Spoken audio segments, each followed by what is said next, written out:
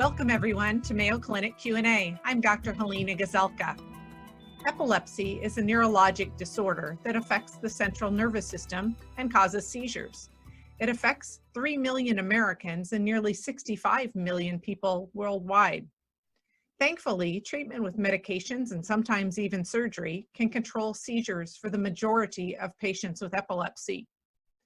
We're discussing this now because November is National Epilepsy Awareness Month. So thanks for being with us and learning something with me today. Here to discuss this topic with us is Mayo Clinic neurologist, Dr. Joseph Sirven. Thanks for being here today, sir. Oh, it's a pleasure to be joining you all as well. Would you talk a little bit about what causes epilepsy and who is at risk for it? The truth is, epilepsy can impact anyone at any age group. So theoretically, everyone is kind of at risk, but there are clear causes, and the causes vary by age. Typically, if you're very young, we would worry most about infections or some type of genetic process. As you get into adulthood, we start looking for things such as traumatic brain injury or brain tumors. As someone gets older, we start thinking about stroke, dementia, and other like blood hemorrhages and things of that sort. 1 in 26 individuals will develop epilepsy over the course of their lifetime. So that tells you it can affect almost anyone, and the cause, they vary so much, again, depending on how old you are. So it's kind of a universal condition, but I don't think it's appreciated as such. How do you diagnose epilepsy? Yeah, diagnosis of epilepsy still is based on the history and description of having discrete seizures. That is, having events that are seizures. The thing about seizures, though, they can present in so many ways. Most people, when I use that word, they think of a big convulsion, falling down, very dramatic, you can't miss it. But there are a lot of other possibilities, such as people who may stare or may not respond, or they may have a certain repetitive tremor. And so listen to that story, that clinical history is huge. There are additional studies that we do in addition to the history and examination. An EEG, that's a study where you put brain leads on the scalp of the head, it's painless. Can give us some supporting evidence. An MRI of the brain can also help to show some of those causes I mentioned earlier to see if that may be responsible. So it's really putting it all together is how you arrive at that diagnosis. Just to clarify for me, is it appropriate to interchange epilepsy and seizure disorder? Epilepsy is often considered a pejorative term by so many people because it seems to convey a certain sense of negativity or stigma. The truth is, epilepsy and seizure disorder are technically the same thing. Epilepsy is a condition of unprovoked seizures occurring repetitively. Seizure disorder is basically saying, I have more than one seizure. So you're really saying the same thing. It just, for some reason, people seem to give a friendlier pass to seizure disorder than the word epilepsy, even though it's the same exact concept. What causes an epileptic seizure to begin? Yeah, so at the end, a seizure is an abnormal electrical communication, almost like a power surge, if you will, that occurs in the cortical neurons. Those are the cells of the brain. And again, the causes vary by, just like the word epilepsy, by age and possibilities. But oftentimes, it can be something as common as prescription medication. It can be some injury, a head injury, that there's blood or a big shock to the system. Could be the tumor, could be the stroke, a lot of different possibilities. But whatever the causes, that imbalance is what leads to that sudden surge of electricity that shouldn't be there. How do you identify a seizure and someone having one? Do they all look the same, and how long would you expect them to last? Yeah, the typical duration of a seizure is roughly about a minute, but the recovery from the seizure can be several minutes. And so oftentimes it's hard to distinguish the seizure itself from the recovery period. The seizures can vary depending on what part of the brain has that electrical surge. The most common part of the brain is the temporal lobe. So people may report a funny stomach upset or a rising sensation in their stomach. And then they basically can have an inability to speak. They will have kind of repetitive movements of some sort. And then what's very difficult for us in medicine to figure out, they don't have recollection they even had the event. So that can be very hard to kind of get that history once it's occurred. So you have to talk to a lot of witnesses. Now, if it's in the, let's say it's in the occipital lobe of the brain that controls vision, it may be very quiet or in a very different looking seizure because the person may perceive visual changes or something along those lines. Again, all of this can rapidly spread and then the person falls and has a big event. And those are very apparent, and those are called generalized tonic-clonic seizures. People can present with some of those, all of those, none of those, because there's a lot of different seizure types that do occur and that we can classify. And it just depends on where it is in the brain, to be honest with you. Dr. Sirven, I grew up in the 80s, and I remember many school dances with strobe lights going around, the kids all saying, "Oh my goodness, that light's going to give me a seizure." Can computer lights, computer screens, or other lights cause someone to have a seizure? Yeah, there are certain genetic versions of epilepsy and or seizure disorder that are actually very sensitive to the frequency at which a light is flashed. The lower the flash rate or the closer it approximates the normal frequencies that occur in the brain, and if you have a genetic predisposition, it can actually lead to a seizure. And in fact, a couple of movies, which surprised me recently, they actually put warning signals to that effect, just to be safe. But yeah, for a certain group of individuals, you can precipitate a seizure in that way. Can stress affect someone with epilepsy or cause seizures? Stress is one of those conditions I kind of liken to weather reports. And so when you get a weather report, they always say there's a thunderstorm watch or a thunderstorm warning, tornado watch, tornado warning. What they're trying to say is that the ingredients are ripe for a tornado to occur or thunderstorm to occur in that watch, but a warning means they actually see it. Very similarly, stress is one of those ingredients that makes it more likely to occur, but it doesn't mean it's going to occur.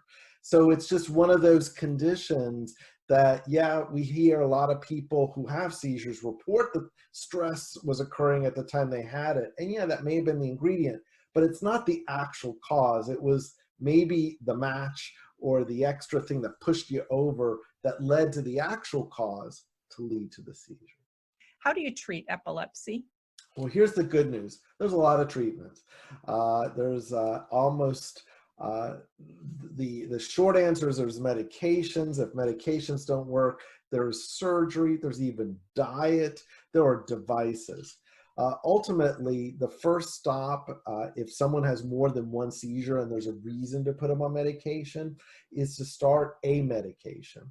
There's roughly 30 different medications that are available in the US market for seizures, and they vary depending on cause, the seizure type, the age, the side effect. And so really it's picking one of those medications. If more than 2 meds have been tried and they have not stopped seizures, then we start thinking about epilepsy surgery.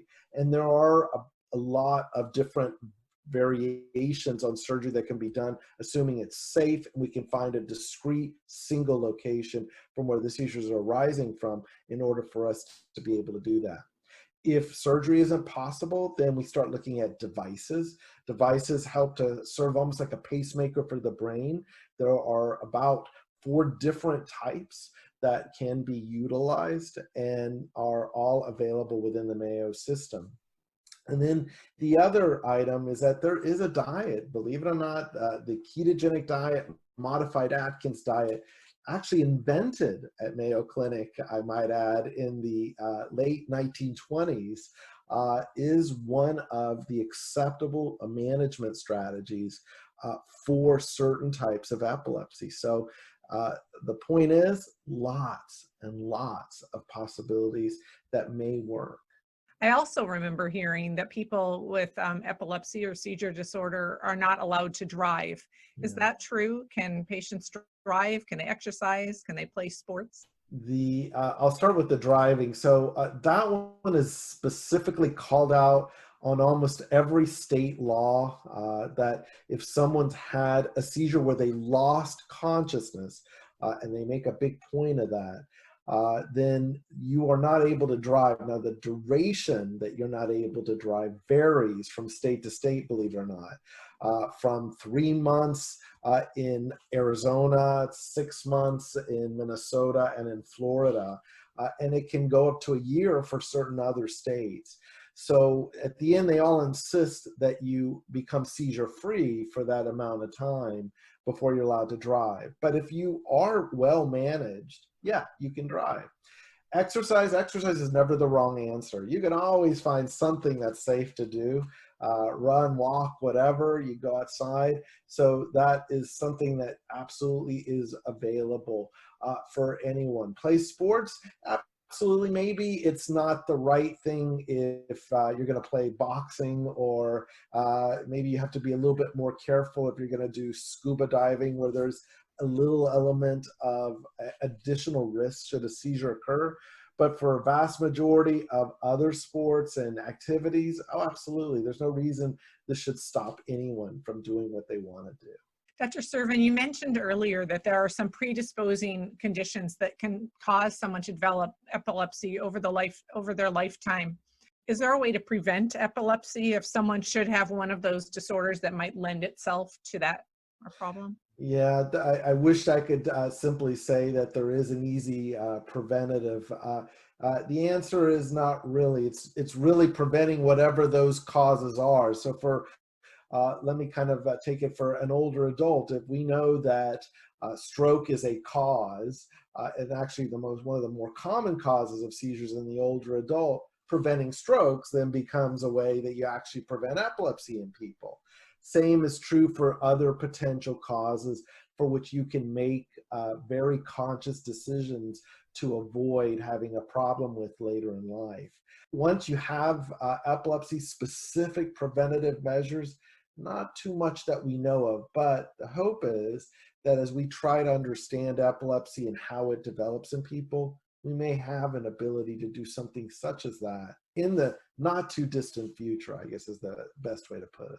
Is there a cure for epilepsy for any patients? Yeah, there are actually. Epilepsy surgery in the right patient, that is, that we know where it's coming from and it's safe to resect, can actually result in a definitive cure. Up to 70 to 80% of individuals who are identified as good surgical candidates that actually go through it can lead to complete seizure freedom, a seizure cure. And that is huge news for those individuals. What's sad about it is that often it's underutilized. Surgery is a scary proposition for a lot of people, but there's so many new techniques. It's become so much safer to do them. And you don't even have to stay in the hospital that long anymore. Roughly 2 days is the average admission length for individuals who undergo such a procedure. So yeah, cures do exist for the right people. Everything is COVID-19 now, so I would be remiss if I did not ask you, does having epilepsy predispose someone to greater risk from COVID-19? No, actually, having epilepsy does not put you at a greater risk for developing COVID-19. The therapies are not necessarily ones that are going to kind of quiet down your immune system or have anything along those lines. Now, to play it on the other side, COVID-19, because it's an infection, can very much worsen seizures and epilepsy in people who have it. But that's true for any infection, whether it's influenza, the flu, pneumonia, a urinary tract infection. Any infection actually increases the risk of worsening seizures. And COVID-19 is definitely in that camp. What is the latest research that's going on surrounding epilepsy? Yeah, the latest research is kind of falls in a couple of different camps. One is that there are novel tools that everyone is trying to figure out on how to predict when a seizure is going to occur. That would be huge because one of the things that people complain about the most is that there's no prediction as to when the next seizure is going to occur. And if they knew when a seizure is going to occur, they would be able to do something. So predicting seizures is one of those areas of research that is very exciting. The other one is a very different approach to the treatment of seizures, and that is that we are now uncovering that there are a lot of immunological conditions where seizures can occur, where there's a funny antibody circulating in your body that's causing hara-kiri that's leading to seizures. Now, what's important about that is that the treatment for something in that manner is going to be very different from anti-seizure drugs, but it's going to be all about calming the immune system down and trying to reduce inflammation. So those are two very different areas. They're very exciting and something, to be honest with you, that I've watched happen just even over the course of my career that no one even considered once upon a time. It's amazing. One of my favorite things about this job is learning about research that I would not have otherwise known was going on until I might read about it later. It's funny living all of this, watching history unfold, if you will. Dr. Sirven, tell us why Epilepsy Awareness Month is important. You know, one of the reasons that Epilepsy Awareness Month is huge is that a lot of people are very stigmatized by the condition. They do not want to talk about it. They don't want to talk about it for a couple of reasons. One of them I mentioned earlier is because they don't want to lose their ability to drive.